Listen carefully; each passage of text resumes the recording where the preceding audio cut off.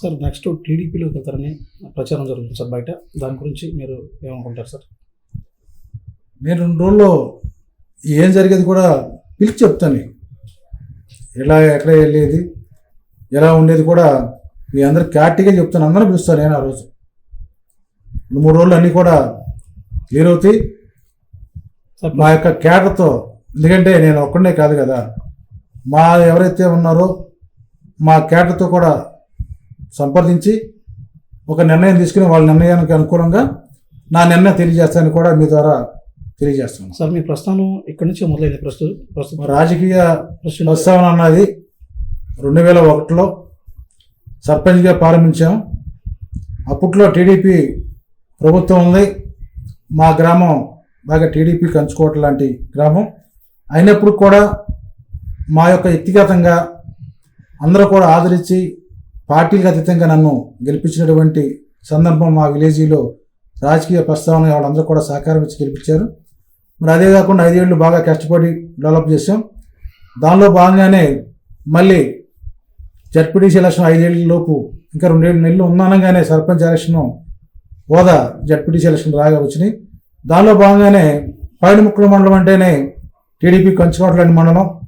ఆ యొక్క పార్టీకి సుమారుగా 10,000-8,000 మెజార్టీ ఉన్నటువంటి మండలంలో మరి అక్కడికి వెళ్ళి నేను పోటీ చేసినప్పుడు చాలామంది కూడా టీడీపీ మండలంలోకి వచ్చి పోటీ చేశారు. ఇతను ఎక్కడ గెలుస్తాడని కూడా మరి కొంతమంది వ్యక్తులు మాట్లాడిన సందర్భాల్లో. కానీ ఆ సందర్భాలన్నీ కూడా మనం ప్రజల్లోకి వెళ్ళి మన యొక్క విధానాన్ని నచ్చి పార్టీలకు అతీతంగా కాంగ్రెస్ టీడీపీ నుంచి కూడా కొంత వ్యక్తిగతంగా ఓట్లేసి నాకు 2,300 ఓట్లతో మళ్ళీ నేను అక్కడికి వెళ్ళి టీడీపీ కంచుకోవట్లేని మండలంలో పార్టీలకు అతీతంగా వ్యక్తిగా టీడీపీ వాళ్ళు కూడా ఓట్లు వేసారంటే మేము అందరినీ కూడా కలుపుపోయే యొక్క తత్వం బట్టి మేము అక్కడికి గెలిచాం. దానిలో భాగంగానే మళ్ళీ అక్కడి నుంచి నా ప్రస్తావన మరి ఎమ్మెల్యేగా ప్రయత్నం చేశాం. మరి వైసీపీ తరఫున 2014లో టికెట్ రావడం కూడా జరిగింది.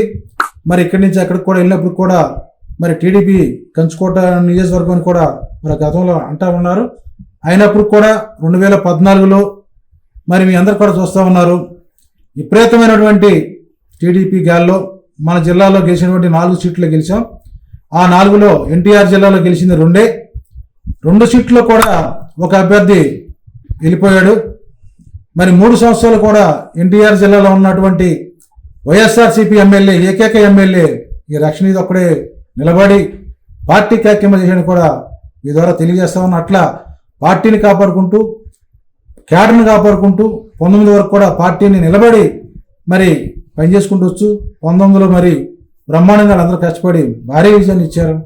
19 నుంచి కూడా మళ్ళీ స్థానిక ఎలక్షన్లో మొన్న జరిగినటువంటి ఎలక్షన్లో మున్సిపాలిటీ కానీ మండల పరిషత్ కానీ సర్పంచులన్నింటిలో కూడా పూర్తిగా మరి అధిష్టానం ఏమి యొక్క పైనుంచి సపోర్ట్ లేకపోయినా మరి ఒక ఎమ్మెల్యేగా ఏం కావాలో మేము నిలబెట్టిన అభ్యర్థులకి వాళ్ళందరూ కూడా గెలిపిస్తాకి నా వంతు నేను ప్రయత్నం చేసి మరి అన్ని కూడా గెలిపించడం కూడా జరిగింది.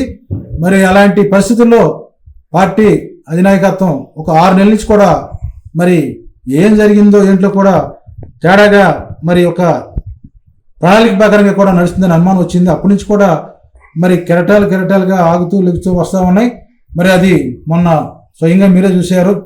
ఇట్లా జాయిన్ అవటం అట్లా ప్రకటించడం అంటే ఒక ప్రణాళిక ప్రకారంగా జరిగినటువంటి మరి ఆలోచన కూడా మేము అర్థం చేసుకుంటూ ప్రజలందరూ కూడా తెలిసిపోతూ ఉంటుంది. ఎందుకంటే ఎందుకు ఇచ్చారు, ఎందుకు జాయిన్ అయ్యారు, వెంటనే ఆయన పెట్టిన చరిత్ర ఏంటి, దానికి తలొంగి మరి జరిగిందని కూడా అధిష్టానం నిర్ణయాన్ని కూడా మరి వాళ్ళు తలొంగి ఇచ్చారని కూడా భావిస్తూ మనస్తాపం చెంది మా యొక్క పార్టీకి నియోజకవర్గానికి 20 రోజుల నుంచి దూరంగా ఉన్నాం.